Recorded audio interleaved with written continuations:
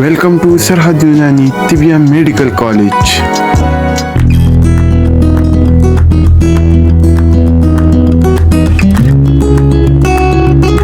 دوائیں ایسی دوائیں ہوتی ہیں جو اپنی مخصوص کیفیت سے یا ذوالخاصہ اثرات سے اعضاء کی ساخت و مزاج کو اعتدال پر لاتی ہیں اور انہیں تقویت پہنچاتی ہیں۔ مقوی دوائیں اسی وجہ سے انہیں کہا جاتا ہے کیونکہ یہ اعضاء کی ساخت اور مزاج کو اعتدال پر لے آتی ہیں اور انہیں قوت پہنچاتی ہیں۔ اعضاء جب اپنی معتدل طبی حالت پر لوٹتے ہیں تو ان میں قوت پیدا ہونا شروع ہو جاتی ہے اور وہ اپنے تمام افعال اعتدال کے ساتھ سر انجام دینے کے قابل ہو جاتے ہیں۔ مقوی دوائیں اپنی مخصوص کیفیت و مزاج سے اور ذوالخاصہ اثرات سے جسم انسانی کے مختلف اعضاء میں تقویت پیدا کرتی ہیں، جیسے کچھ دوائیں مقوی قلب و عضلات ہوتی ہیں، یعنی کچھ دوائیں دل کو اور عضلات کو قوت پہنچاتی ہیں۔ اسی طرح سے کچھ دوائیں دماغ و اعصاب کو قوت پہنچاتی ہیں، کچھ دوائیں جگر اور غدد کو قوت پہنچاتی ہیں، یعنی ہمارے جسم میں پائے جانے والے گلینڈز کو تقویت پہنچاتی ہیں۔ اسی طرح سے کچھ دوائیں معدہ و امعاء یعنی معدہ کو اور آنتوں کو تقویت پہنچاتی ہیں۔ اس کے علاوہ کچھ دوائیں ایسی بھی ہوتی ہیں جنہیں تقویت اسنان و لثہ یعنی دانتوں اور مسوڑوں کو قوت پہنچانے والی دوائیں، اسی طرح سے قوت باہ یعنی باہ کو تقویت پہنچانے والی دوائیں، یعنی یہ مختلف طرح کی ادویات جو اپنی مخصوص کیفیت سے یا ذوالخاصہ اثرات سے، ذوالخاصہ کا ہم اپنے ابتدائی لیکچرز میں ذکر کر چکے ہیں کہ یہ کسی دوا کی مخصوص صفت ہوتی ہے جس سے وہ جسم انسانی پر اثر انداز ہوتی ہے۔ اس کا لنک میں کمنٹس میں لکھ دوں گا آپ کو تاکہ ذوالخاصہ اثرات والی دواؤں کے بارے میں سمجھنے اور سیکھنے میں آسانی رہے۔ تو یہ مقوی دوائیں اپنی مخصوص کیفیت سے، مزاج سے یا ذوالخاصہ اثرات سے ہمارے اندرونی اعضاء پر اثر انداز ہوتی ہیں، اندرونی اعضاء کو اعتدال پر لاتی ہیں، ان کی کیفیات کو بحال کرتی ہیں۔ جب ان اعضاء کی کیفیات بحال ہو جاتی ہیں تو وہ اعتدال سے اپنے تمام افعال سر انجام دینے کے قابل ہو جاتے ہیں اور انہیں تقویت پہنچتی ہے۔ اب ہم انہی دواؤں کے بارے میں سیکھنے کی کوشش کریں گے الگ الگ سلائیڈز پہ کہ دل کو تقویت پہنچانے والی دوائیں کون سی ہوتی ہیں، دماغ و اعصاب کو تقویت پہنچانے والی دوائیں کون سی ہوتی ہیں، جگر و غدد کو تقویت پہنچانے والی دوائیں کون سی ہوتی ہیں، اسی طرح سے معدہ و امعاء کو تقویت پہنچانے والی دوائیں کون سی ہوتی ہیں۔ دماغ و اعصاب کی کمزوری کو رفع کرتی ہیں، دماغ و اعصاب میں تحریک و تیزی پیدا کرتی ہیں اور انہیں تقویت پہنچاتی ہیں۔ اسی وجہ سے انہیں مقوی اعصاب و دماغ دوائیں کہا جاتا ہے۔ چونکہ دماغ و اعصاب کی ساخت و بناوٹ ایک جیسی ہوتی ہے اس لیے ان کی تقویت کے لیے استعمال ہونے والی دوائیں بھی ایک ہی طرح کی ہوتی ہیں۔ ان دواؤں میں مغز بادام، مغز فندق، گاؤ زبان، مغز تخم کدو، مغز اخروٹ، پنبہ دانہ، کشنیز، موسلی سفید، تل سفید، برمی بوٹی، کافور، اس کے علاوہ دودھ، نکرا یعنی چاندی اور دیگر مغزیات وغیرہ شامل ہیں۔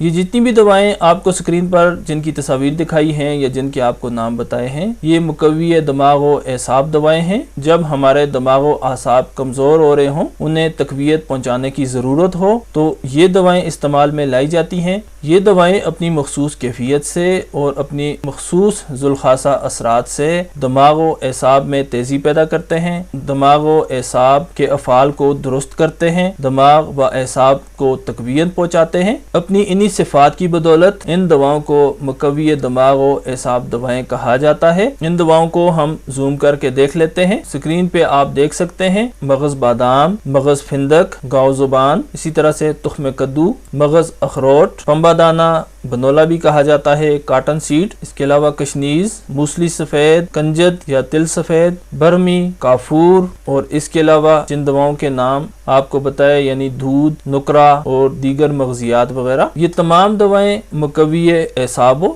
دماغ ہیں۔ دماغی اور اعصابی کمزوری کی صورت میں ان دواؤں کو استعمال میں لایا جا سکتا ہے اور دماغ و اعصاب کو تقویت پہنچائی جا سکتی ہے کہ ضعف اور فعل کی کمزوری کو دور کر کے ان کے طبی افعال کو درست کرتی ہیں اور انہیں تقویت پہنچاتی ہیں۔ اسی صفت کی بدولت ان دواؤں کو مقوی جگر یعنی جگر کو تقویت پہنچانے والی، جگر کو قوت پہنچانے والی دوائیں کہا جاتا ہے۔ مقوی جگر دوائیں جسم میں اور خون میں ایسی تاثیر اور قوت پیدا کرتی ہیں جس سے جگر و غدد کو ملنے والے غذائی غذائی اجزاء زیادہ تیزی سے اور مناسب مقدار میں جگر و غدد تک پہنچ کر ان میں جذب ہونے لگتے ہیں اور ان کی تقویت کا باعث بنتے ہیں۔ اس طرح ان مقوی جگر دواؤں کے استعمال سے جگر و غدد کی غیر طبی حالت اعتدال پر لوٹ آتی ہے اور وہ پہلے کی طرح اعتدال سے اپنے تمام افعال سر انجام دینے کے قابل ہو جاتے ہیں۔ ان دواؤں میں کون سی دوائیں شامل ہیں؟ مقوی جگر دواؤں میں پودینہ، زعفران، سنبل الطیب یعنی بالچھاڑ، افسنتین، کرنفل جسے لونگ کہتے ہیں، زراون مدہرج،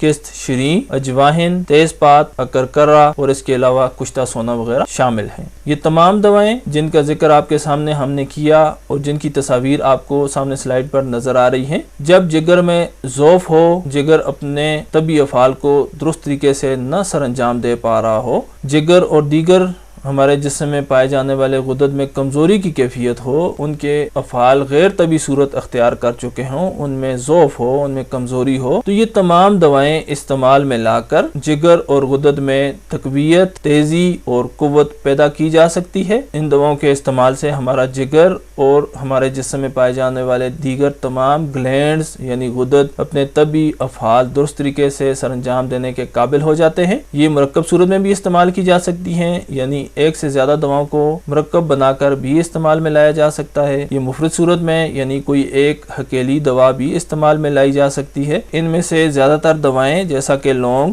تیز پات، اجوائن اور پودینہ وغیرہ ہماری روزمرہ کی غذاؤں کا حصہ ہیں۔ یہ اگر ہماری غذاؤں میں، ہماری روزمرہ کی خوراک میں مناسب مقدار میں استعمال ہوتی رہیں تو ہمارے جگر اور غدد متحرک رہتے ہیں، انہیں تقویت ملتی رہتی ہے اور انہیں کسی طرح کا ان میں ضعف پیدا نہیں ہوتا اور اپنے تمام افعال وہ طبی طور پر سر انجام دینے کے قابل ہوتے ہیں۔ ان دواؤں کو زوم کر کے دیکھ لیتے ہیں۔ سامنے اسکرین پہ آپ دیکھ سکتے ہیں پودینہ، زعفران، سنبل الطیب یا بالچھاڑ، اسی طرح سے افسنتین، کرنفل یا لونگ، زراون مدہرج، اجوائن، تیز پات اور اکرکرہ۔ یہ تمام دوائیں جن کی تصاویر آپ کو دکھائیں یا جن کے آپ کو نام بتائے، یہ مقوی جگر دوائیں، جگر کو قوت اور تقویت پہنچانے والی دوائیں ہیں۔ بعد کے غیر طبی افعال کو درست کر کے ان کو طبی حالت پر لے آتی ہیں اور انہیں تقویت پہنچانے کا باعث ہوتی ہیں۔ اسی وجہ سے انہیں مقوی قلب و عضلات دوائیں کہا جاتا ہے۔ چونکہ قلب و عضلات کی ساخت ایک جیسی ہوتی ہے، اس لیے جو دوائیں قلب کو تقویت پہنچاتی ہیں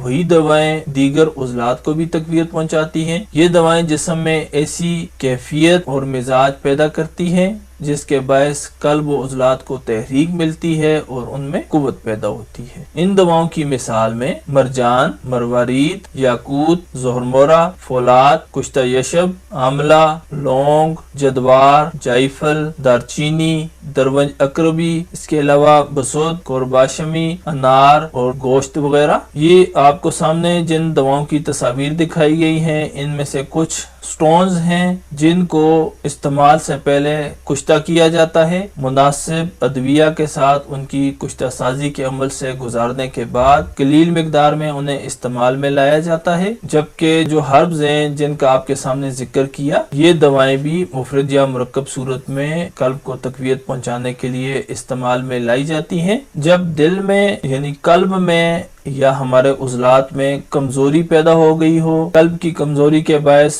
دوران خون کمزور ہو، ہماری حرکات و سکنات یعنی ہمارے ارادی اور غیر ارادی عضلات میں کمزوری پیدا ہو گئی ہو، جسم میں قوت کی ضرورت ہو، تو ایسی صورت میں یہ دوائیں مفرد صورت میں یا مرکب صورت میں استعمال کر کے دل کو تقویت پہنچائی جا سکتی ہے، عضلات کو تقویت پہنچائی جا سکتی ہے۔ جب دل میں اور عضلات میں تقویت پیدا ہوتی ہے تو قلب میں تقویت پہنچنے کی وجہ سے دوران خون درست ہو جاتا ہے، تمام اعضاء کو آکسیجن اور غذائیت بھرپور طریقے سے ملتی ہے اور جسم اپنے تمام طبی افعال اعتدال کے ساتھ ادا کرنے کے قابل ہو جاتا ہے۔ یعنی جب بھی قلب میں یا عضلات میں کمزوری پیدا ہو گئی ہو تو قلب و عضلات کو تقویت پہنچانے کے لیے یہ دوائیں استعمال میں لائی جا سکتی ہیں۔ ان کو ہم زوم کر کے دیکھ لیتے ہیں۔